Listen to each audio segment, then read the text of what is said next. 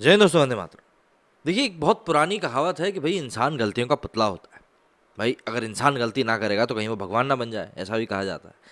अभी कुछ समय पहले जब लाइगर मूवी रिलीज हुई थी, काफ़ी हाइप थी, उसका काफ़ी ज़्यादा प्रमोशन किया गया था, काफ़ी बज़ क्रिएट किया गया था।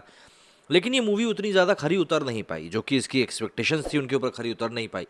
इसके पीछे कई लोगों ने कारण बताया कि जो बयानबाजियाँ हुई थी उसके ठीक पहले, चाहे हम मूवी के एक्टर विजय देवरकोंडा की बात कर लें या फिर दूसरे जो अर्जुन कपूर वगैरह ने जो बयानबाजियाँ करी थी, उन सभी ने मिलकर इस मूवी को पूरा हैम्पर किया।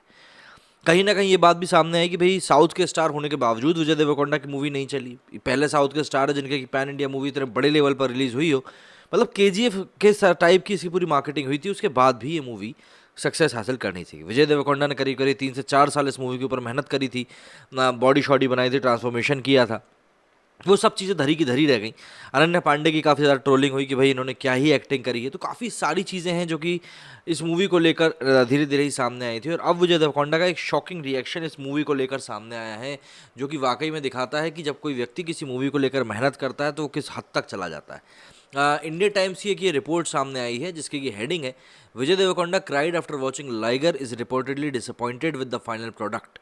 ये हेडिंग पढ़ के मुझे थोड़ा लगा, मैंने कहा नहीं यार, यहाँ पर ये क्या नई चीज़ हो गई है। क्योंकि आप देखिए, कोई भी बड़ा एक्टर अपनी मूवी को लेकर काफ़ी ज़्यादा आश्वस्त होता है, और पब्लिक में हार मानना ये एक बहुत बड़ा मैं कहूँगा ट्रेट होता है किसी भी एक अच्छे इंसान का, जो कि व्यक्ति आगे बढ़ने के लिए तैयार हो, जो कि हमेशा अपनी हार को पीछे छोड़कर आगे देखता हो।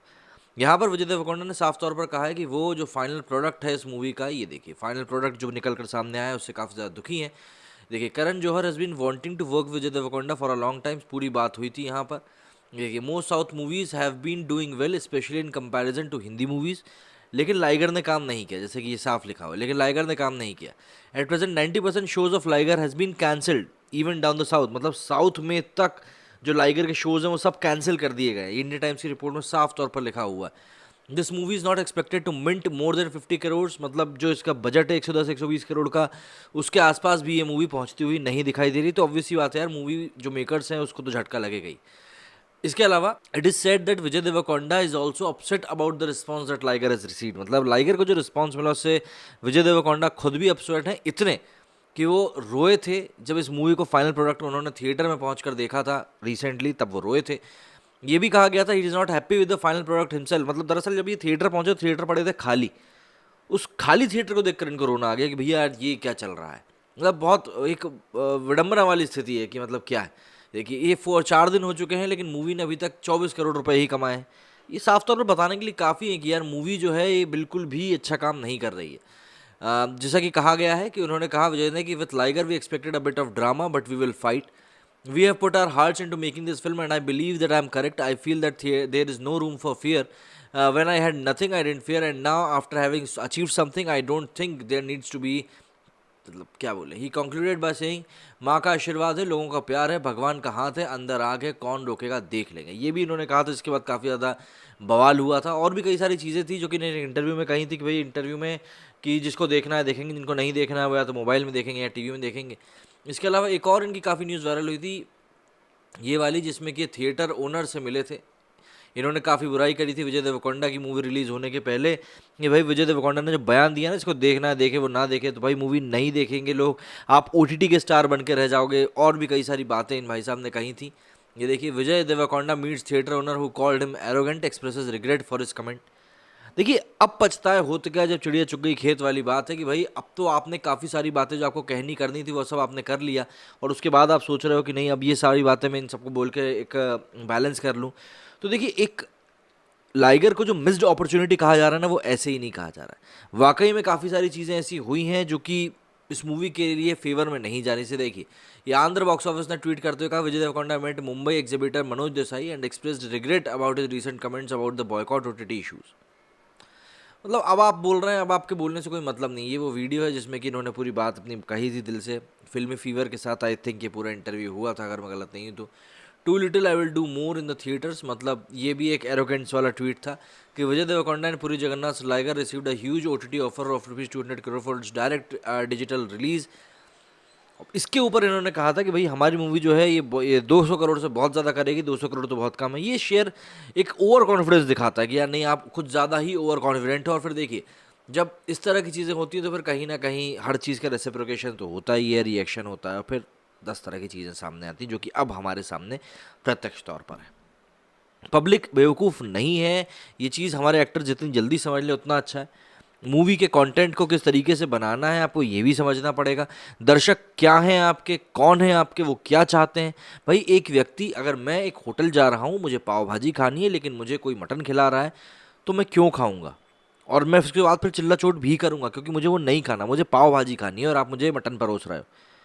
तो जब इंसान को जो देखना है, आप इसके बाद चलिए ठीक है, आप ये एक तर्क दे सकते हो कि भाई हम तो ज़बरदस्ती कर नहीं रहे, जिसको देखना हो देखे, वो आए, जिसको नहीं देखना हो ना आए। तो फिर उसके बाद आपका जब ये रिएक्शन सामने आता है कि नहीं पब्लिक हमें बॉयकॉट क्यों कर रही है, पब्लिक को ये नहीं करना चाहिए, तो यार ये कहीं ना कहीं आपकी हिपोक्रेसी है। या तो आप इतने कॉन्फिडेंट हो जाइए कि यार आप जो कंटेंट बना रहे हो वो कंटेंट सब पसंद करेंगे, या फिर आप उस कंटेंट को इतना अच्छे से रिसर्च करके बनाओ कि पब्लिक क्या चाहती है। देखिए, आप जो भी कोई टॉपिक चुन रहे हैं, जो भी सब्जेक्ट चुन रहे हैं, उसमें कहीं न कहीं मैं कहूँगा एक वो एलिमेंट ज़रूर रहता है जो आपको ये बताता है कि नहीं यार ये जो एलिमेंट है, ये एलिमेंट मतलब हम लोग पब्लिक के सामने इस तरीके से प्रेज़ेंट कर सकते हैं। तो आपको उस तरीके से प्रेज़ेंट करना चाहिए। आप अगर ज़बरदस्ती का उसमें कुछ अपना ही दिमाग लगाएँगे कि नहीं यार पब्लिक को हमको इस तरीके से ये चीज़ दिखानी है, तो फिर समस्या होगी ही होगी। और सोशल मीडिया वैसे भी आज की डेट में एक तरह का बैटल ग्राउंड बन चुका है जहाँ पर कि पब्लिक अपनी बात को मतलब दिल खोल कर रखना पसंद करती है कि नहीं यार हम ये चीज़ चाहते हैं और अगर हमको इससे अलग कुछ भी देखने के लिए मिलेगा तो हम उसको बिल्कुल भी एक्सेप्ट नहीं करेंगे। और इसीलिए ये सारी चीज़ें कहीं न कहीं आज की डेट में आउट ऑफ द प्रोपोर्शन जाती हुई भी दिखाई दे रही हैं। खैर, ये सब चीज़ें अपनी जगह पर ठीक है, लेकिन हाँ, लाइगर के अब जिस तरह का इसका पूरा एक आउटपुट निकल कर सामने है और उसके बाद विजय देवरकोंडा का जो रिएक्शन है, ये साफ तौर पर बताने के लिए काफ़ी है कि आज की डेट में जो फ़िल्म मेकर्स हैं, उनको ये बात समझनी पड़ेगी, साथ ही साथ एक्टर्स को भी। क्योंकि एक्टर्स की एक जिस बात से मुझको परेशानी थी, वो ये थी कि कई सारे लोगों ने सामने आकर कहा था कि आप लोग हमारी मूवीज़ को बॉयकॉट कर रहे हो, तो उससे सिर्फ मेकर्स को या एक्टर को परेशानी नहीं होती, बल्कि उससे उन सभी लोगों को परेशानी होती है जो कि इस मूवी से जुड़े हुए होते हैं। मतलब उन छोटे-छोटे लोगों की बात की जा रही थी जो कि इस मूवी फ्रेटर्निटी से जुड़े हुए हैं, जो काम करते हैं, लेबर वर्क करते हैं, वो सभी इससे जो जुड़े हुए होते हैं। देखिए, सीधी-सी बात है कि आज की डेट में यदि कोई व्यक्ति काम कर रहा है, तो वो डेली वेजेस के ऊपर काम करता है या फिर मंथली बेसिस पे काम करता है। कॉन्ट्रैक्ट बेसिस पे तो हद से ज़्यादा एक पॉइंट तक काम हो सकता है, लेकिन उससे ज़्यादा कुछ भी नहीं। तो उनको तो उनका पैसा मिल जाता है।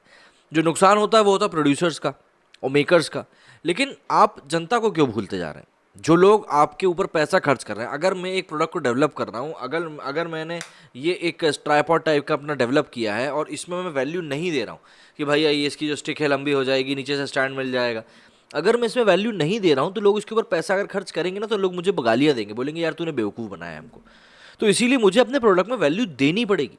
ऐसा नहीं है कि मैं कुछ भी बना के दे दूंगा और मेरे नाम से पब्लिक खरीद लेगी और बस वाह वाही होती रहेगी। नहीं, आज की डेट में जैसा कि अनुराग कश्यप ने कहा कि मान लो पब्लिक के हाथ में पैसा नहीं है, कम है, तो उसके बाद तो आपके लिए और ज़्यादा जिम्मेदारी बढ़ जाती है कि आप पब्लिक को आप वो चीज़ दो जो वो देखना चाह रहे हैं, या फिर जो उनके काम आएगी, या फिर जो उनको लगेगा कि नहीं यार ये वैल्यू फॉर मनी है। कार्तिकेय 2 क्यों चली? वो सिर्फ इसीलिए चली क्योंकि पब्लिक को उसे देखकर एहसास हुआ कि नहीं यार ये वैल्यू फॉर मनी है, इसमें हमको कुछ ऐसा देखने के लिए मिलेगा जो हम देखना चाह रहे हैं, जो हम पसंद कर रहे हैं। इसीलिए वो मूवी चली। तो ऐसा नहीं है कि आप सोचो कि नहीं यार ये भी चल जाएगा, वो भी चल जाएगा, हमको तो बस बना के फेंकना है। वो दौर अब खत्म हो चुका है। उस दौर से अब आपको बाहर आना ही पड़ेगा। मेरी इस वीडियो में फिलहाल इतना ही। जय हिंद, जय भारत।